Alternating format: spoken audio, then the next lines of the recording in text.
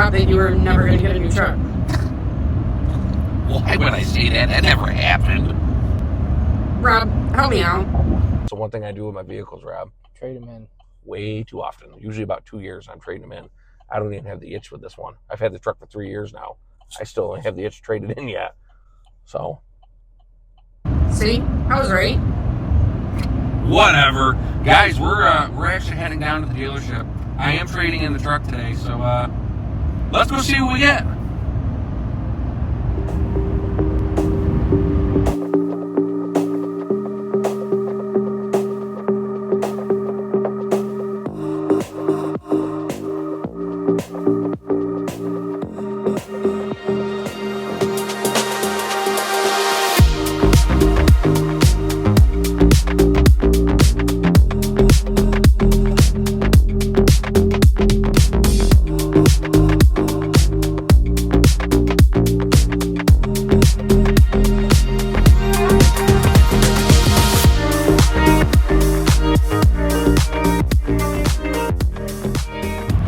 Well, we're in it. Paperwork's done. Driving up the busy interstate right now.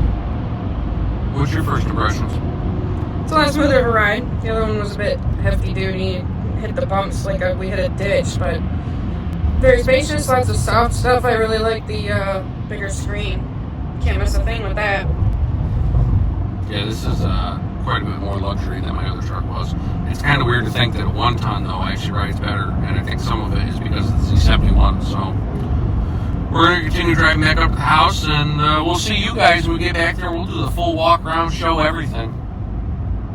Okay, we're back, and believe it or not, guys, I know it's going to surprise you. It's actually been a month since what you just saw was recorded to now, because you'll notice that we now have the plow stuff on the truck, so I actually got that done today. Rob just helped me go get the truck, bring it back, but we'll still get the nice walk around. I mean, the nice part is these are the same tires I had on the last truck, except for the fact that these have tread on it.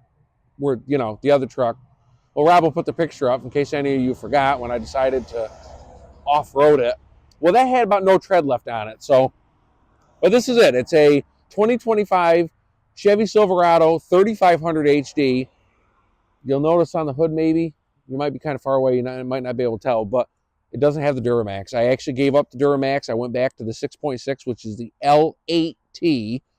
And I believe this is actually the last year of it because they're going to be redesigning it for 2026, maybe 2027. I can't remember. So they might do it for one more year. I do know, though, as far as the Allison transmission, this is it. There's a few 26s that are out right now. Allison just pulled the plug on it. They're not going to have the branding anymore. I mean, it's really not an Allison transmission anyways. It's an Allison stamped transmission, but it's not an Allison transmission.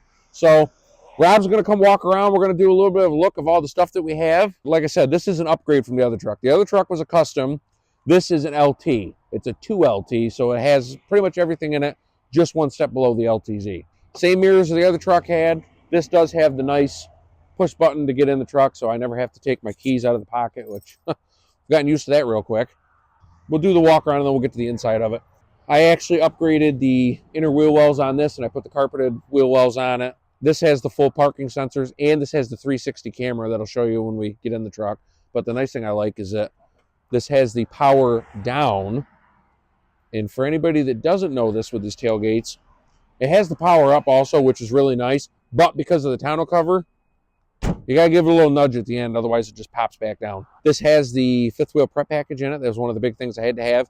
The sticker price on this, I think, was just over $67,000, $7,000 more than the other truck. But to buy the other truck new today would be $67,000, and I didn't want another custom. I wanted the LT. So that's kind of the outside. You'll see in the back window. This also has the rear sliding window, which that's really nice. That's a nice upgrade. So we're going to jump inside the truck, and actually, we're going to go hook up the plow. It's now middle of November, so up here we're going to be getting snow here soon. So we're going to jump in the truck, show some stuff inside the truck, and then go get the plow and bring it back over here. So from the other truck to this truck, obviously this has the whole refresh. The custom still is the way my old truck was. They haven't changed anything with it. GM's kind of behind the times on it, but this is, I mean, this is a significant upgrade from what I had. I really love the larger touchscreen and having the Google Map here, plus my phone, Apple CarPlay, Android CarPlay. It's all the same. It's in there. The gauge cluster is really cool. I can actually change the way the gauge cluster looks. Go over settings, display laid out. Then I can go like progressive. I can change it, and it changes the whole thing, and then it's like that. Or I can have digital, which is different. And then I can also have just like a clean look. But me personally, then you really don't see everything. I just leave it in the classic look. Fuel, I need to get some gas. I had the battery, oil, and then up here I can actually see my transmission temperature. Those are all the gauges I'm really concerned about. I'm not really concerned about anything else. This truck is, like I said, it's a 2LT, full leather. It's got leather seats, love it. Wood grain, I kind of actually like that. The full center console is really nice. Leather wrap steering wheel, heated seats, dual climate control, the push button start. The seats actually have storage built into them, plus the flip down there. Inside here is a ton of storage compared to what I used to have. Wireless phone charger. I mean, it's got everything. I was worried that I was going to miss the diesel, and honestly, I really haven't even missed it. I can feel it. If I get on this, it doesn't feel like the diesel. You're not getting that 910 pound-feet of torque, but I don't remember without looking up the numbers exactly. I know it's over 400 pound-feet of torque in this, and it's over 400 horsepower, so it's not far in the horsepower from what it was. But the big thing with this being a 1-ton, I'm going from, I think it was 3,500 pounds of payload from the 3/4 to 4,100 pounds on this. And because of being, again, a 1-ton, I can tow 18,100 pounds from the gooseneck or the fifth wheel, where the other truck was 18,500. So I only lost 400 pounds, but I gained everything else. And this having the Z71 off-road is, Krista mentioned when we were driving back, this thing rides way smoother than the other truck. I don't know why. It's got to be the Z71 Rancho shocks, but it's a way nicer of a truck. So now we're going to go over, put the plow on the truck. That way I can check everything, make sure it works. We'll also go over that for any of you Fisher guys that have just getting into it. You've never done it before. We'll show you how to hook the plow up on one of these things and then bring it back to the house.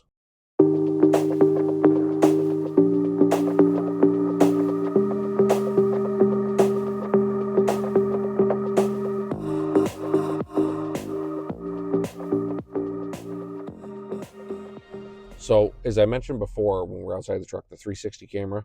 One thing I don't particularly like about this truck, when I put it in reverse, the other camera was really bright. This was kind of dim. It's probably a setting I haven't figured out yet. But big thing I like, you get the 360 camera because that's one of the HD features.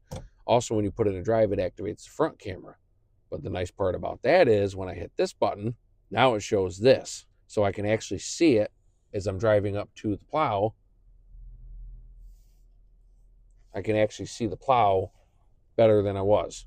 Or I can still go to this function here and look at it this way. Now this has the parking sensors in the front, so I got to make sure I shut them off. So the other thing, when I have this in drive, when I go from reverse to drive, once it hits 8 miles an hour, then it shuts the camera off. Other than that, it leaves the camera on the whole time. When you're going 8 miles an hour, it will shut the camera off and then go back to the regular view that we're seeing now. A bunch of other things I can do if I hit the home screen. I can change this here so it's like a clock. There's a bunch of other things I can do, but then I can get into all this stuff. I can have the Google Maps, the phone. I can actually physically go to the cameras and I can change a bunch of stuff. This thing is also, I love this. I can see, and it turns the lights on automatically. I can see in the box when I'm hooking up the camper. Instead of it being up here in the mirror like it used to be, now it's down in this. Once I have the camper hooked up, there's a bunch of other things that pop up on this to allow it to do. I can change the front. I can go to the back. I can also see left and right side of the truck. And then I'm back to the front. Now, if I want to go to full screen, then I can see the full screen. Or I can hit it again, shut it off. And then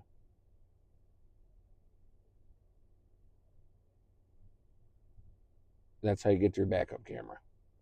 So that's all that stuff. I hit the X, brings it back to this screen. I can go over this screen. There's a bunch of more stuff I can do in here. I also have the Wi-Fi, which is a big thing I actually use that going up to Hunter Camp. I don't have cell service. So this does a ton. So now I'm going to get out of the truck and we'll actually kind of go over the plow a little bit and then get that hooked onto the truck. So the plow, normally I keep it stored like this because actually the plow guy that I use to put all the plow stuff on the truck to keep the headlights from getting all faded, I do this to keep the UV rays off of it. So now that it's getting to be winter, I won't have this on here. This is just an old grill cover, as you can tell, that is ripped to no end and in desperate need of replacement. So I'll put that in storage. So first thing I got to do is, because it sinks in the ground, and this truck is just significantly higher than, I say significant, it actually sits an inch higher than the old truck.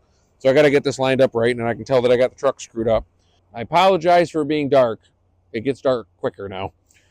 So mid-mount 2, you got the handle for release. This had actually last year, right after I had the accident, I got it back. I had all new hoses put on this, the new headlights put on this. Everything was greased. This thing was completely serviced last year, so I don't even need to worry about it. But you have to drop this handle. This is the handle to release the pins that are down here. So you got to drop that down. Then I can drive the truck into it. Right now I have the truck sitting like this, so I got to actually reposition the truck. Well, we'll be back when we have this lined up correctly.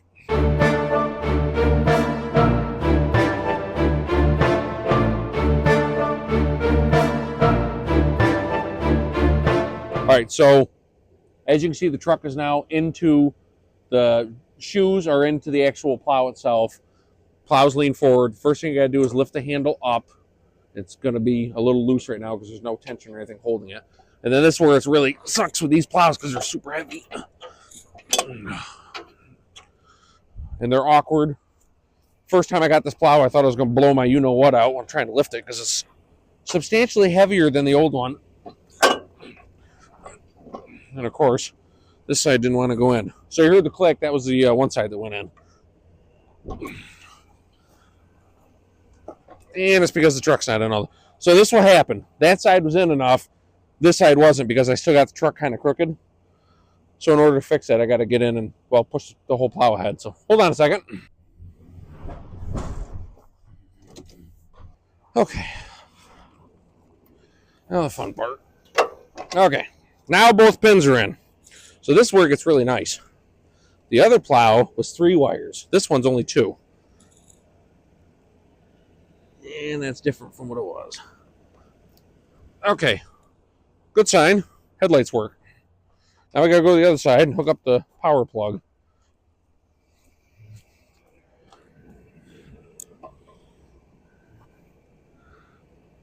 Oh, that's right. This doesn't have the thing.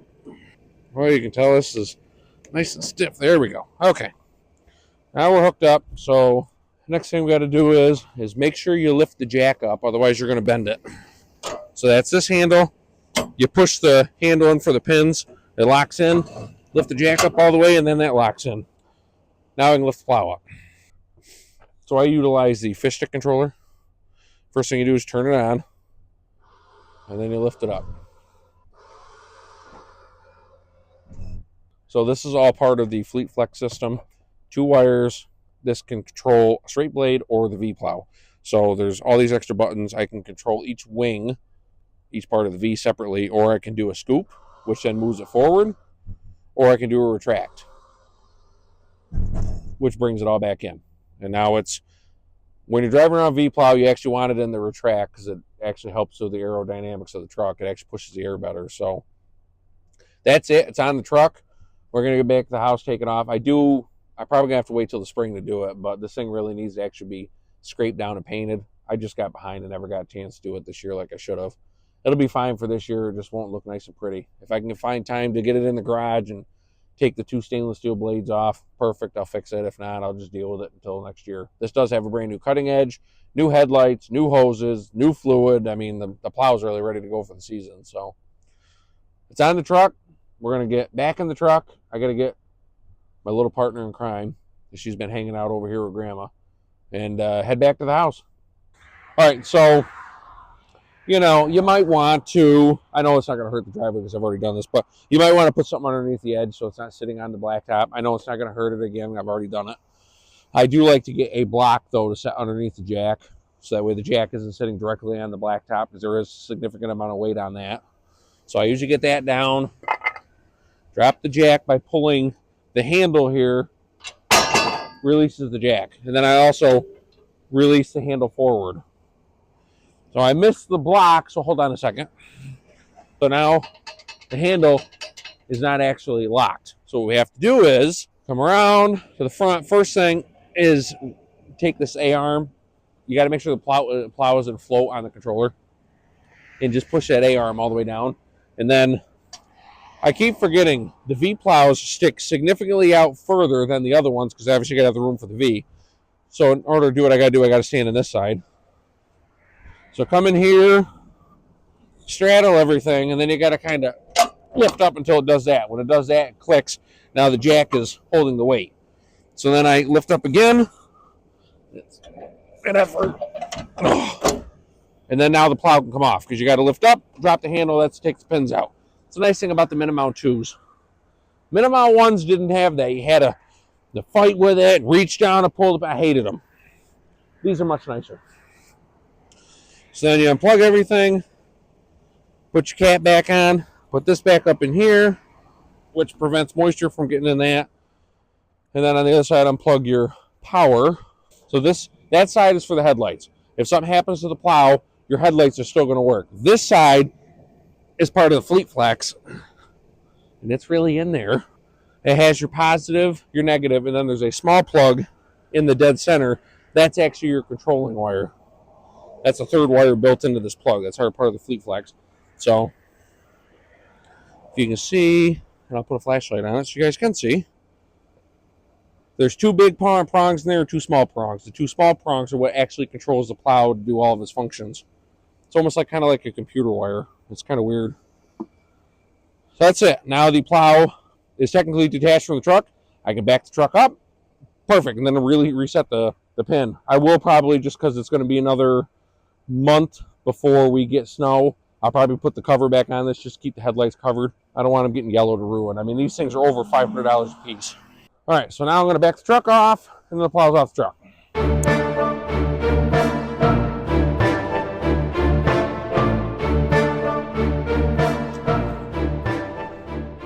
All right, so now the plow's off the truck. I shut the truck off so we can actually lift the handle back up so the springs don't have those constant tension on them all the time because it's really not good for it. But this is pretty much it. Now it's set up. I can just drive the truck in, hook it into these parts here. These are the push plates on the bottom of the truck. That's what Fisher calls them. And then these are the receivers for it. They just basically ride up into the truck, and then the pins go in, and then it locks it in on the truck.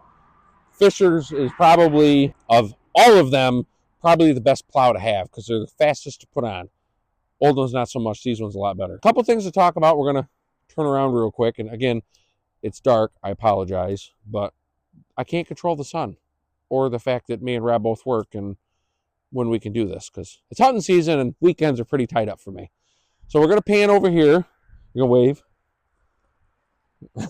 So as you can see under the spotlight, the Yukon is still sitting here. I did attempt to sell it, didn't go anywhere because when you put something up for $2,500, everybody immediately wants it for $500, which is what I paid for it, almost. And, you know, nobody wants a rotted frame. So I'm just going to have to fix it. The problem is I just have to wait till everybody's either free or able to spare a couple hours of their time with me to fix it. I do got a guy I work with that maybe we talked in January. Fantastic welder, probably one of the best welders I know. That's what he did for a living before he worked with me at our current job. So he's hopefully going to help me fix this truck. So this project is on pause. Car's here. I was going to put it in storage. I don't want to. I kind of want to actually just leave it here because I feel more comfortable knowing it's in the garage. The front room I got to get done. I haven't finished that yet. Really hasn't changed a lot in here. The car, as I mentioned before, maybe we'll do it this winter. I got to work on the oil issue that's leaking. So I know there's been a ton of you that have subscribed from this. We appreciate it. We're at 525 as of today. We appreciate every subscriber we've gotten so far. This channel's gone a lot further than what I think Rob and I kind of both expected it to go. So this will be coming back in the channel again. I don't want to do it, but I'm going to have to do it. I got to find where the oil's leaking. Even though the front timing cover's leaking, the intake manifold on the top's leaking. I have a feeling it's the front timing cover because every once in a while I'll get a long crank on this. And if you guys know, which most of you subscribers do, the LT1 that this has for the 350 V8, well, they have a kryptonite, and that is the OptiSpark. And the long crank makes me think that the OptiSpark's getting oil in it, and that's what's causing it to long crank. So you guys are going to have to stay tuned and kind of see where we go with this. But probably this winter, you're going to see this getting tore apart and worked on. But that's it. I hope you guys enjoyed the truck. Daylight, maybe the next video we'll do probably a little more talk about the engine, the drivetrain, and all that stuff's on it. But if you haven't already, you've made it this far, hit that subscribe button, throw us a thumbs up, maybe a comment, and we'll catch you in the next one. And we do apologize that it's taken this long to get everything posted. But we will be posting more regularly again. Peace.